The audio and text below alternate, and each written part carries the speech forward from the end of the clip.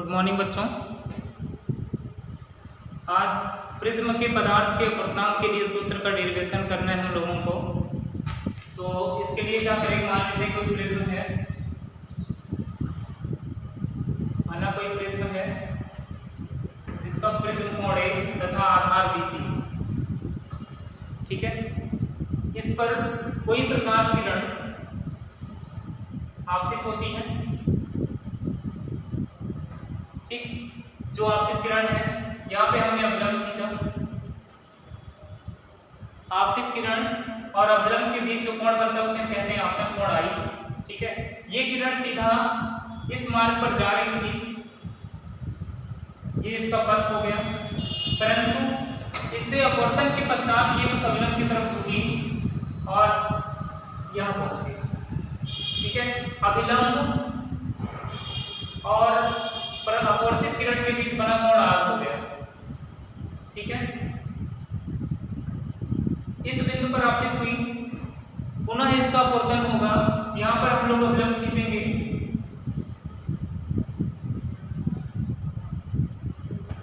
ठीक है। ये हो गया S, ठीक।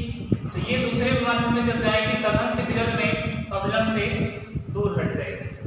अब सभी बच्चे जानते हैं जब प्रकाश किरण विरल से सघन माध्यम में जाती तो अवलंब के पास आ जाती है, फिर जब सघन से विरल में जाती तो अवलंब से दूर हट जाती है। और सारे बच्चे जानते हैं ये कैसे सघन हुआ और ये सब कैसे विरल। चारों तरफ वायु है और एक ग्लास है, ये विरल सघन विरल, ठीक है।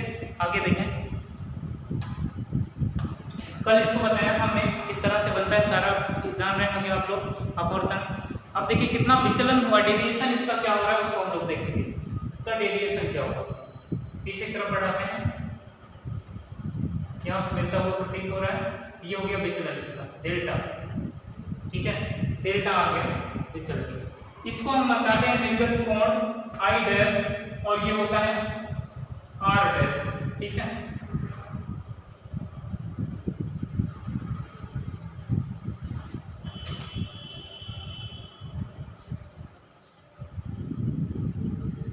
ठीक, अब देखिए इसको हमने माना P Q R, इस पॉइंट को S मान लिया, ठीक है।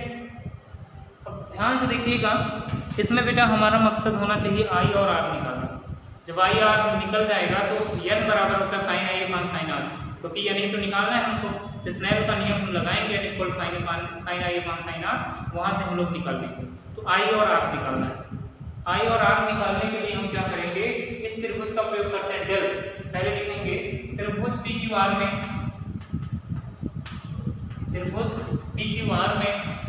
छोटा सा त्रिभुज आपको दिख रहा होगा PQR, इसमें ये कोण बहिष्कोण है, गामा बहिष्कोण है, ठीक है। इसमें गामा बहिष्कोण है। आगे देखें, बहिष्कोण सुदूर दो अंतःकोणों के योगफल के बराबर होता है, अर्थात ये कोण P और कोण S के योगफल के बराबर होगा, ठीक है। तो कोण P क्या हो गया, कोण QPR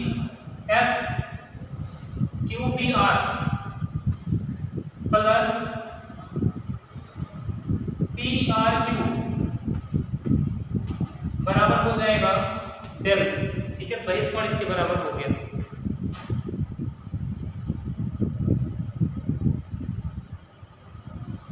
ठीक है।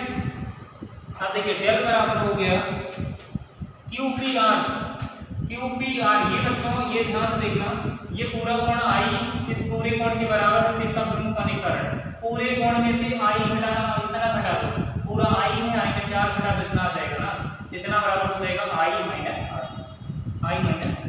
R प्लस PRQ, ये इतने के स्थान में क्या लिखो बेटा, पूरा I डैश है, I डैश में से R डैश घटा दो, I dash minus R dash.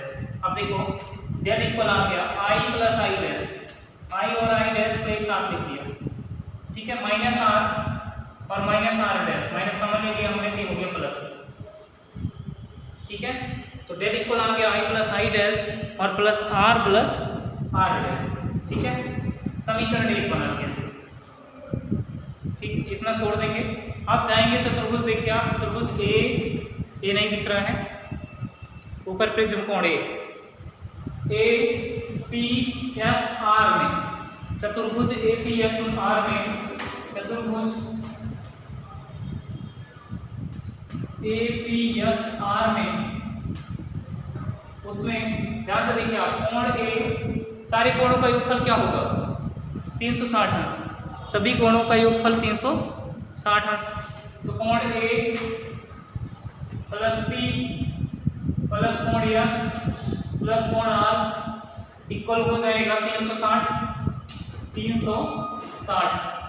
कोण ए का मान नहीं पता, रहने दीजिए, प्रिज्म कोण है। कोण पी का मान ध्यान से देखें, इस चतुर्भुज ए पी एस आर में ए पी एस ये पूरा कोण 90 अंश होगा क्योंकि ये अभिलंब है, हो गया 90 अंश। कोण एस नहीं पता, रहने दीजिए, आर का मान भी 90 अंश है, बराबर 360। ठीक है, तो a प्लस यस बराबर, देखो 90 90 180 उधर भेज देते हैं, a प्लस यस बराबर हो गया 360 माइनस 180 मतलब 180। अच्छा, समीकरण 2। ठीक, अब क्या करना है आगे, त्रिभुज पी आर एस में, त्रिभुज पी आर एस में ध्यान से देखिए आप, इसके तीनों कोणों का योगफल, त्रिभुज पी आर एस में तीनों का योगफल क्या होगा 180, R plus R dash plus S, R plus R dash plus S बराबर 180 अंश।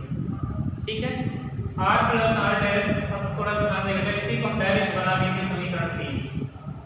अब समीकरण 2 और समीकरण 3 को ध्यान से देखिए आप, समीकरण 2 समीकरण 3 में 180 का स्थान पे 180, यस के स्थान पे यस, इतना इतने का स्थान पे होगा, मतलब ये दोनों होंगे बराबर, ये इसके बराबर, ये इसके बराबर, ये a के बराबर, मतलब r प्लस आर डैश बराबर हो गया 1।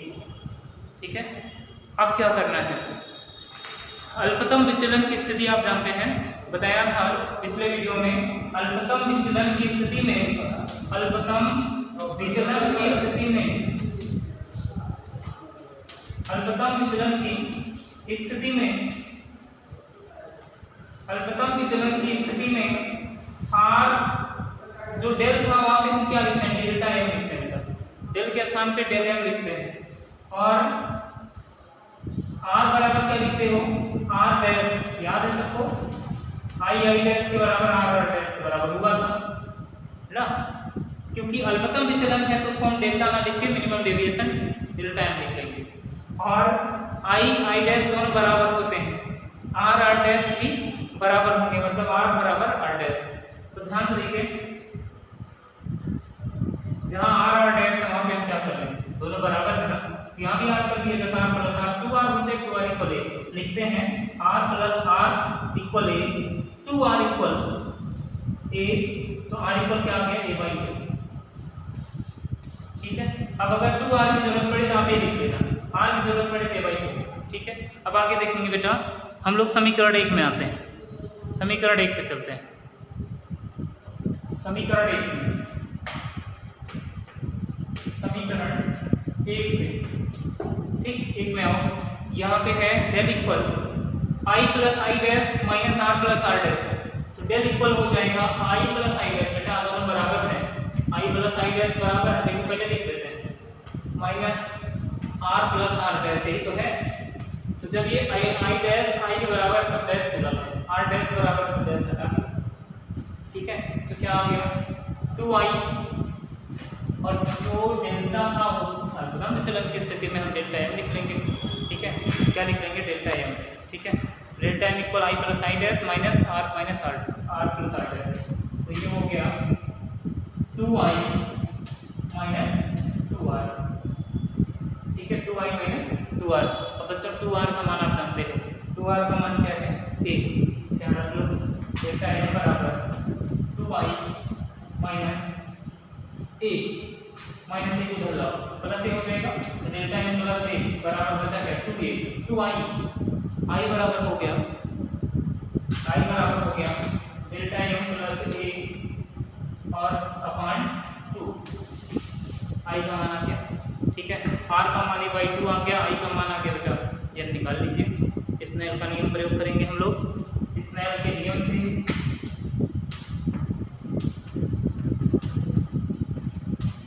क्या है, n equal sine I upon sine R. रख लीजिए साइन आई का मान क्या है, delta m plus a by 2 upon sine R का मान a बाई 2। यही अपोर्तनांक का फॉर्मूला हो गया, n equal sine delta m plus a by 2 upon a by 2। ठीक है, तो प्रिज्म के पदार्थ के अपोर्तनांक का सूत्र आ गया ये डेल्टा m ए साइन। ठीक है, इसको आप याद कर लीजिएगा, तो इसको नोट कर लें। फिर आगे देखिए,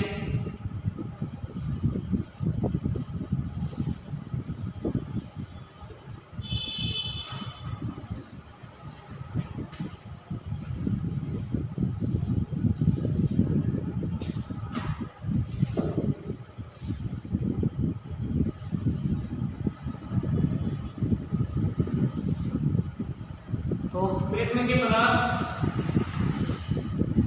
का अपोर्तनांक यह बराबर होता है sine delta m plus a by 2 upon sign a by 2। इसको याद रखना। अब हमें पढ़ना है पतले प्रिज्म के लिए फॉर्मूला क्या होगा। पतले प्रिज्म के लिए तो देखें, पतले प्रिज्म के लिए इसका हेडिंग डाल देंगे, पतले प्रिज्म के लिए। बेटा पतला, अगर प्रिज्म बहुत पतला है तो ज़्यादा डेविएशन नहीं होगा, ज़्यादा विचलन नहीं होगा। अगर लेंस बहुत पतला है तो फोकस दूरी अधिक होती है, विचलन ज़्यादा नहीं होगा। ठीक है, और अगर प्रिज्म पतला है तो उसका प्रिज्म कोण भी तो कम होगा। तो पतले प्रिज्म के लिए सारे कोण बहुत कम हो जाएंगे। ठीक है, जो डेल्टा m वगैरह है ये सब बहुत कम हो जाएंगे। डेल्टा m कम है, ये भी कम है, उसका आधा और कम हो जाएगा। ठीक है, ये पहले से ही कम है, मान लो 5 अंश था, उसका आधा 2.5 अंश आ गया। तो साइन 2.5 अंश का मान लगभग, अगर रेडियन में इसको चेंज करें तो लगभग रेडियन मान के बराबर होगा। ठीक है, तो हम साइन थीटा के स्थान पे, क्योंकि कई डेरिवेशन बच्चों आप पढ़े हो, ये छोटा कोण हो, छोटे कोणों के लिए आपने साइन थीटा को थीटा माना है, याद हो आपको, थीटा माने हो, कास थीटा को टेन थीटा को भी थीटा माने हो ना। तो हम लोग क्या कर लेंगे, पतले प्रिज्म के लिए साइन कितना है, delta m plus a by 2 के स्थान पे सिर्फ delta m plus a by 2 लिखेंगे, साइन छोड़ देंगे। ठीक है, और साइन a बाई 2 जो था उसके स्थान में क्या लिखेंगे, सिर्फ a बाई 2 लिखेंगे। ठीक है, लेकिन कब, पतले प्रिज्म के लिए। ठीक है, तो होगा क्या, आप देखिए, हो जाएगा m बराबर साइन हटा डेल्टा m